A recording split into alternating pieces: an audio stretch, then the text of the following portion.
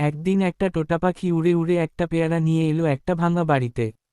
সে খুব আনন্দ করে পেয়ারাটা খেতে বসেছিল, কিন্তু হঠাৎ পেয়ারাটা তার মুখ থেকে পড়ে গেল মাটিতে। কয়েকদিন পর বৃষ্টি হলো, মাটির ভেতরে পড়ে থাকা পেয়ারার বীজ থেকে ছোট্ট একটা চারা গজালো। টোটা পাখিটা আবার সেই ভাঙা বাড়িতে এসে দেখল একটা সবুজ চারা মাথা তুলে দাঁড়িয়ে আছে। টোটা পাখির খুব ভালো লাগলো। প্রতিদিন সে উড়ে এসে চারাটার পাশে বসত, কখনো ঠোঁট দিয়ে মাটি পরিষ্কার করত, কখনো কাছের পুকুর থেকে এক ফোঁটা জল এনে চারাটার গোড়ায় ফেলত।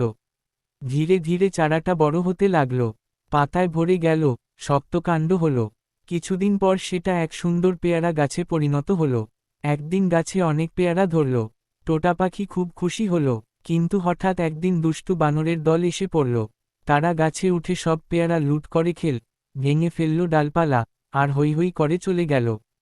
টোটা পাখি দূরে বসে সব দেখল। তার মন খারাপ হয়ে গেল, কিন্তু সে আশা ছাড়ল না। সে ভাবল, গাছটা আবার নতুন করে বড় হবে। এরপর সে আগের মতোই গাছের যত্ন নিতে লাগল।